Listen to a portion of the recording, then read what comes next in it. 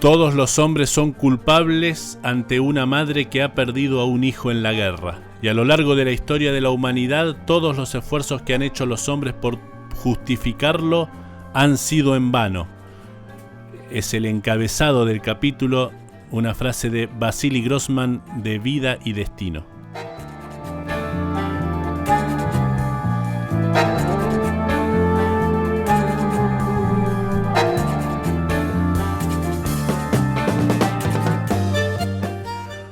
Uno no pensaba que le iba a pasar esto, fue un gran vacío, duele mucho, dice emocionado Lucrecio Águila, el tío de Jorge Néstor Águila, quien falleció el 3 de abril de 1982 en Grisviken, Georgia del Sur, cuando el helicóptero Puma que lo transportaba fue blanco de los disparos ingleses, convirtiéndose en el primer neuquino caído en el conflicto del Atlántico Sur. La tristeza embargó a los habitantes de Paso Aguerre, un pueblo ubicado en la margen izquierda del arroyo Picún-Leufú, y muy especialmente a quienes conocieron al Moncho, como lo bautizaron de pequeño en su familia. En su humilde vivienda del otro lado del arroyo, Lucrecio y su mujer Margarita afirman con orgullo que criaron al Moncho como así también a su hermana Teresa, ya que al cumplir 1 año y medio, había nacido el 6 de marzo de 1962, su madre los dejó al resguardo de ellos y de su abuelo, segundo Carlos Águila. Su mamá, Ana Águila, se fue a trabajar a Cutralcó y decidió dejarlo con nosotros. El padre los había abandonado antes de que naciera.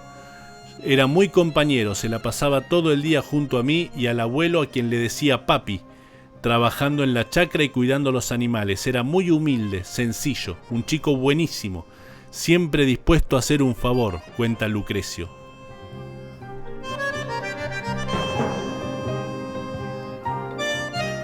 Pero lo que más le gustaba a Moncho era cabalgar, y ya adolescente le había agarrado el gusto a correr carreras, ganando muchas de ellas. También disfrutaba mucho andar con Poncho Negro, el caballo que su tío le regaló al cumplir sus 14 años.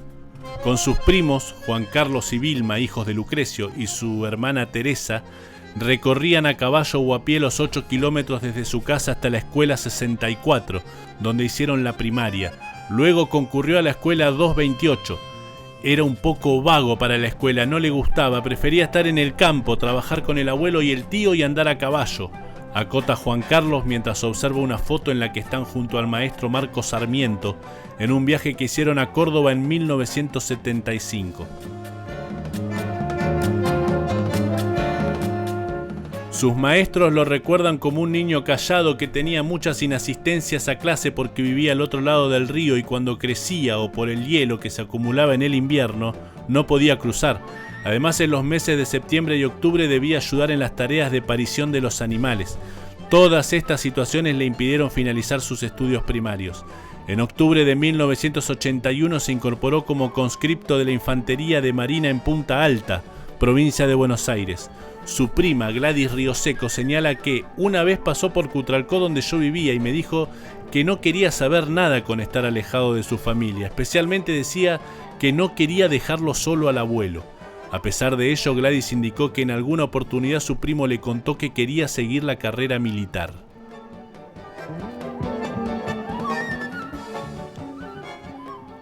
En febrero de 1982, Águila volvió por unos días a Paso Aguerre.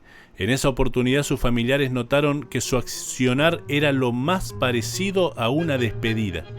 Como si tuviera un presentimiento, se despidió de su caballo, caminaba por la chacra, nos decía que no iba a volver. No sabemos si sabía en ese momento de la guerra y si lo sabía lo ocultó para que no nos preocupáramos, dice Gladys.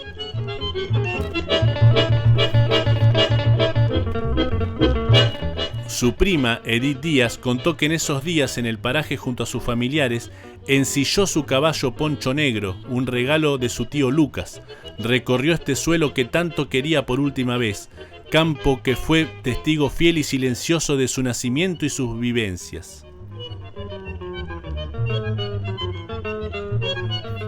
Presiento que no volveré, les dijo el Moncho a sus familiares más cercanos. Una premonición recorrió su ser, resalta su prima. Tras el desembarco en las Islas Malvinas el 2 de abril al día siguiente se decidió recuperar la isla Grytviken, Isla San Pedro, a través de 2 helicópteros. Las dos naves salieron de la bahía Stromness y se aproximaron a la bahía Cumberland, lugar donde se encuentra la isla Grytviken. El primero desembarcó exitosamente. El segundo, donde iba Águila, fue atacado por los marines ingleses, produciendo la muerte del Moncho.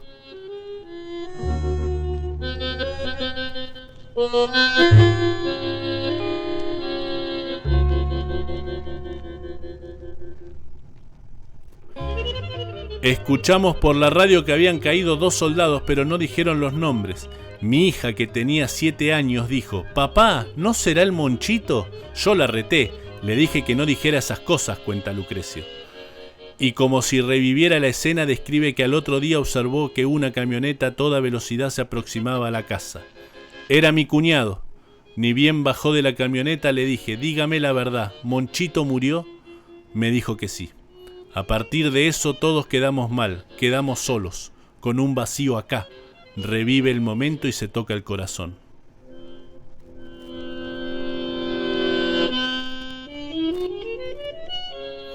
A mí me dijo que se iba, que lo mandaban lejos al sur, que las cosas estaban muy mal, pero nunca me imaginé que el Moncho iba a ir a una guerra, recuerda su primo Juan Carlos Águila, mientras vuelve a observar la fotografía de aquel grupo de chicos de la escuela 64 que viajó a Córdoba con el maestro Sarmiento.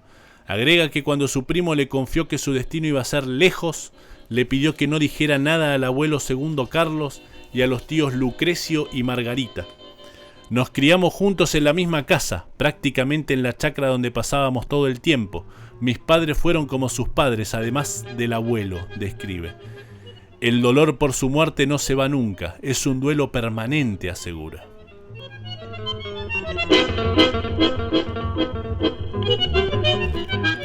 Los restos del Moncho fueron trasladados desde Puerto Deseado en un vuelo de TAN, Transportes Aéreos Neuquén, conducido por Aldo Mastice, quien además de piloto fue el creador del escudo y de la bandera de la provincia de Neuquén, hasta el aeropuerto de Cutralcó, donde esperaba el gobernador Domingo Trimarco y el intendente de la ciudad, Ricardo Corradi. Después de recibir los honores, sus restos fueron trasladados por tierra hasta Paso Aguerre. La inhumación de sus restos se realizó en el paraje. Su abuelo recibió una bandera argentina y la gorra del uniforme de infante de marina con que cubrieron su féretro. Una multitud estimada en más de 5.000 personas se congregó frente al municipio de Cutralcó para dar el último adiós a los restos del conscripto muerto en el operativo de recuperación de las Islas Malvinas por parte de las Fuerzas Armadas, escribió al inicio de su crónica el periodista del diario Río Negro, cuando el féretro con los restos de Águila llegó a las 14:40 al aeropuerto de Cutralcó. Su abuelo no soportó el dolor por la muerte del Moncho y falleció en 1984.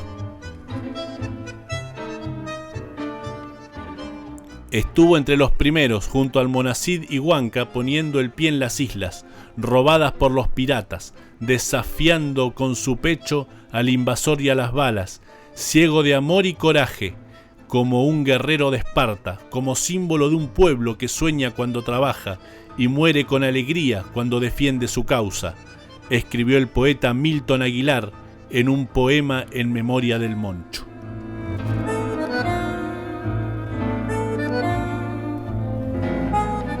No se hagan problema por mí porque estoy bien. Bueno, Gladys, mandarle a decir al papá que yo estoy bien. Se puede leer en una de las cartas que le envió el Moncho a su prima Gladys Rioseco el 30 de enero de 1982 desde la base naval de infantería de Marina en Punta Alta, donde llegó en octubre de 1981 para cumplir con el servicio militar obligatorio.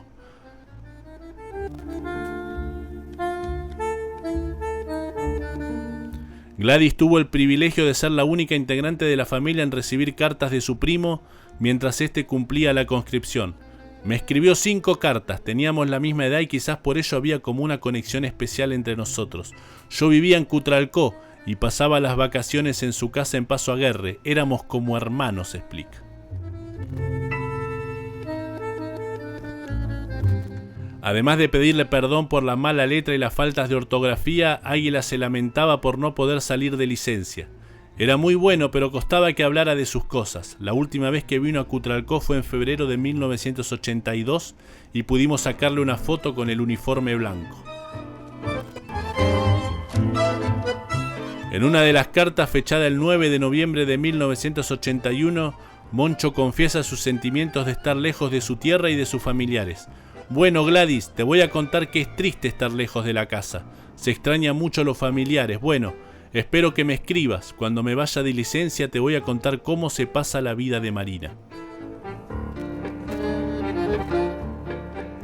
Las cartas escritas de su puño y letra cierran con un chao, como despedida, seguida por su apellido y nombre escrito bien grande, y las disculpas por la mala letra.